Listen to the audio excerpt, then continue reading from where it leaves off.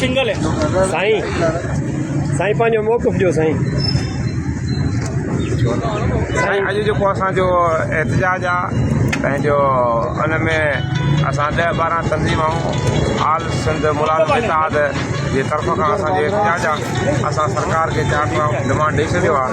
असांजा जेके मसाइला आहिनि उहे सरकार सां 2025 में बि असां मीटिंगूं मुलाक़ातूं थियूं हुयूं। साॻा ई मसइला आहिनि जेके कैबिनेट एग्री कया हुया, उहे साॻा ई मसइला आहिनि। ऐं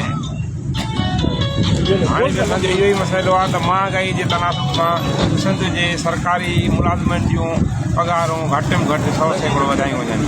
पेंशननि जेका पेंशन आहे उनजी बि घटि में घटि 100% उन में इज़ाफ़ो कयो वञे। वफ़ाक़ जेके स्केल रिवाइज़ कया आहिनि उहे स्केल में रिवाइज़ कया वञनि।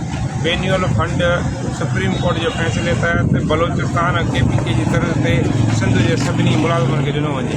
ग्रुप इंश्योरेंस सुप्रीम कोर्ट जे फ़ैसिले जी रोशनीअ तहत पंहिंजो KPK ऐं बलोचिस्तान जी पैटर्न तहत सिंध जे सभिनी रिटायर मुलाज़िमनि खे ग्रुप इंश्योरेंस बि ॾिनो वञे। पेंशन रिफॉर्म्स जेका नोटिफिकेशन सरकार कढी उनखे हुननि अबेंस में कयो। अॻे साल असांजी गुज़ारिश आहे त उहो अबेंस ख़तमु करे उहा नोटिफिकेशन विथड्रा कई वञे। असांजा जेके मसइला आहिनि अॻु बि सरकार असांजा मञिया। अॼु सिंध जी बजट पेश थियणु पई वञे। बिलावल भुट्टो ज़रदारी साहिबु ऐलान कयो आहे ऐं उते बि वफ़ाक़ में सिंध जे सरकारी मुलाज़िमनि सां थींदड़ ज़्यादती जे ख़िलाफ़ु हुन बाइकाट कयो। हाणे हुन ऐलान कयो आहे त बलूचिस्तान ऐं सिंध जे सरकारी मुलाज़िमनि जूं पघारूं 50% वधाईंदासीं। मां पूरी उमेद आहियां त पार्टी जे चेयरमैन बिलावल भुट्टो ज़रदारीअ जे इन तजवीज़ ते इन हुकूमत ते सिंध सरकार साईं मुराद अली शाह अमल कंदो। असीं अॼु आया आहियूं उनखे याददाश्तनामो पेश करण जे लाइ त असांजा जेके मसइला आहिनि उहे हल कनि ऐं अॼु पघारनि में घटि में घटि महांगाई जे तनासुब सां 100% जो जेको आहे सो ऐलान कनि। ऐं जेको असांजा मसइला अॻु में कैबिनेट में आया हुया उहे हुननि एग्री कया। अॼु उनजी नोटिफिकेशन थियनि। असांजे दोस्तनि जा जथा अचणु शुरू थी विया आहिनि। सरकार राति खां वठी क्रैक डाउन शुरू कयो आहे।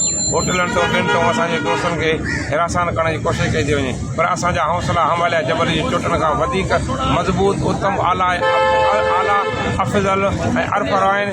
अॼु असां पंहिंजा इंशाअल्लाह ताला मसइला मुतालबा सरकार खां मञाए करे तव्हां सां पहुचंदासीं। मां तव्हांजी तवसत सां सिंध जे जेके पंहिंजो काफ़िला जंहिं तंज़ीमुनि जा दोस्तनि जा अचनि था उनखे गोश गुज़ारिश थो कयां त जल्द में जल्द उहे प्रेस क्लब ॾे पहुचनि। हाल फ़िलहालु कराचीअ जे के इंजॉय न कनि, घुमण फिरण बि न घुमण फिरण जा खोड़ सारा ॾींहं आहिनि। सभिनी खे गुज़ारिश थो कयां जेके होटलनि में वेठा आहिनि जेका जिथे आहिनि जल्द में जल्द प्रेस क्लब ते पहुचनि।